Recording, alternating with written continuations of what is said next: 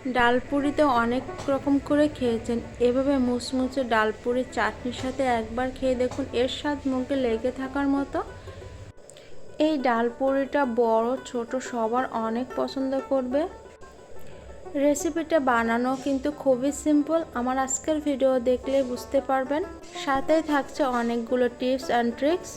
Hello everyone, আসসালামু আলাইকুম। সবাইকে অনেক অনেক শুভেচ্ছা জানিয়ে শুরু করছে আজকের রেসিপিটা বানাতে ফার্স্টে চাটনিটা বানিয়ে নেব। তার জন্য একটা বাটিতে দিয়ে দিয়েছি তেঁতুলের কাঠ। এখানে তেঁতুলের কাঠটা 4 টেবিল চামচ দিয়েছি। তো তারপরে দিয়ে দিচ্ছি টমেটো সস 2 টেবিল চামচ। তার সাথে দিয়ে দিচ্ছি 1 টেবিল চামচ চিলি ফ্লেক্স, সামান্য চাট মশলা, 1 টেবিল চামচ চিনি আর 1 ফালি লেবুর রস।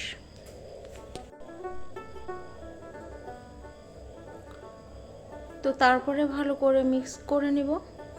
মিক্স করা হয়ে গেলে এই চাটনিটা কালারটা কিন্তু এরকম আসবে। তারপরে দিয়ে দিচ্ছি লেবুর স্লাইস 3 পিস। এটা দিয়ে একটা সাইডে রেখে দিব, পরবর্তী ব্যবহার করব। এখন একটা বাটিতে নিয়ে নিলাম 1 কাপ আটা। তার সাথে দিয়ে দিচ্ছি 1 টেবিল চামচ সুজি আর 1 টেবিল চামচ চিনি, স্বাদ মতো লবণ দিয়ে শুকনো উপকরণগুলো ভালো করে মিক্স করে নিব।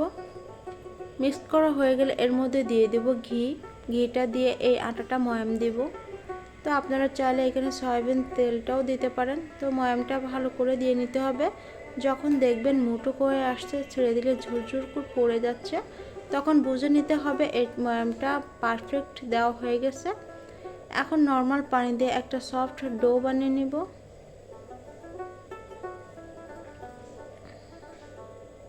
তো ডোটা কিন্তু বানানো হয়ে গেছে। এখন এই ডোটা রেস্টে রেখে দেবো 10 মিনিটের জন্য। এখন পুর বানিয়ে নিব। তার জন্য চুলায় একটা কড়া বসিয়ে দিয়ে দিলাম 2 টেবিল চামচ সয়াবিন তেল। তারপরে দিয়ে দিলাম আস্ত কাঁচা জিরা কিউব করে, একটা পেঁয়াজ কুচি আর আদা রসুন কুচি 2 টেবিল চামচ করে, 2টা কাঁচামরিচ কুচি দিয়ে দিলাম। হালকা আছে এই মশলাগুলো ভেজে নেব কাঁচা গন্ধটা চলে যাওয়া পর্যন্ত। তো তারপরে এর মধ্যে দিয়ে দেব হাফ চা চামচ লাল মরিচের গুঁড়া, হাফ চা চামচ হলুদ গুঁড়া, হাফ চা চামচ চাট মশলা, সবশেষে দিয়ে দিব স্বাদ মতো লবণ। সবগুলো উপকরণ আবার ভালো করে মিশিয়ে নিব। 1-2 মিনিট কষানোর পর এখানে দিয়ে দেব ডাল।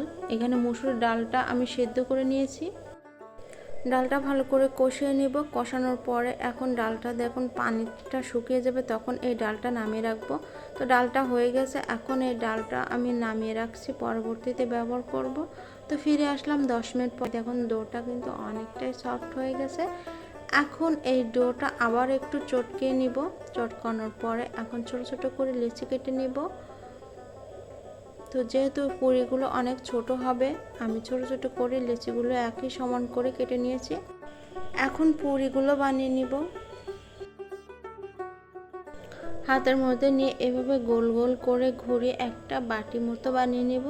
তো তার মধ্যে দিয়ে দেব এখন বানিয়ে রাখা ডালের পুরটা দেওয়ার পরে এভাবে হাত দিয়ে সমান করে তারপরে মুখটা আটকে দিতে হবে।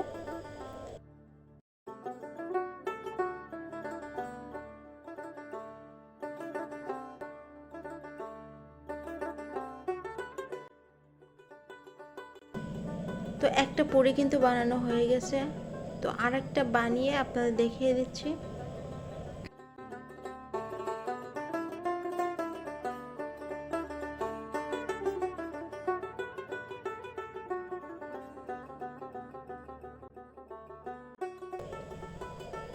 এই পুরিগুলো কিন্তু হালকা হাতে প্রেস করে এভাবে করে রেখে দিতে হবে। দেখলেন তো পুরিগুলো বানানো কতটা সিম্পল। এখন এই পুরিগুলো গরম তেলে ভেজে নেব। চুলা আগে থেকে তেল বসিয়ে এখন তেলটা কুসুম গরম হয়ে আসলে এর মধ্যে দিয়ে দিব পুরিগুলো। চুলার আঁচটা মিডিয়াম টু লো রেখে এই পুরিগুলো কিন্তু ভেজে নিতে হবে। 2 থেকে 3 মিনিট পরে পুরিগুলো উল্টে দিতে হবে। উল্টে দেওয়ার পরে দেখবেন এক পাশ লাল লাল মতো কালার চলে আসছে। পুরিগুলো ভাজতে কিন্তু 6 থেকে 7 মিনিট সময় লাগবে। এই পুরিগুলোর কালার কিন্তু চলে আসছে। এখন এই পুরিগুলো তেল ঝরে উঠে নেব।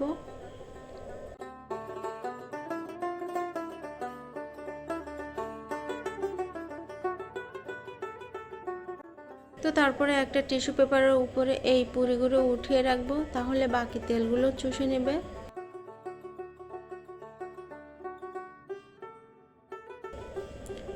সবগুলো পুরি কিন্তু একই প্রসেসে আমি ভেজে নিয়েছি। তো এখন একটা প্লেটে এই পুরিগুলো পরিবেশন করে দেখিয়ে দিচ্ছি। তো তৈরি হয়ে গেল খাস্তা ডাল পুরি। তো তারপরে দিয়ে দিচ্ছি বানিয়ে রাখা চাটনি। গরম গরম এই পুরিগুলো চাটনির সাথে খেতে কিন্তু অসম্ভব মজার হয়। তো তারপর একটা পুরি ভেঙে দেখিয়ে দিচ্ছি। তো দেখুন উপর থেকে কিন্তু অনেক ক্রিস্পি আর ভিতরে পুরে ভরা। তো তারপরে এই চাটনিটা দিয়ে খেয়ে একবার দেখবেন এইটা কতটা মজা। বাসায় একবার হলো এই ডাল পুরিটার রেসিপি ট্রাই করবেন। তো আবারও কথা হবে অন্য কোনো ভিডিও নিয়ে। তো ভালো থাকুন, সুস্থ থাকুন, আল্লাহ হাফেজ।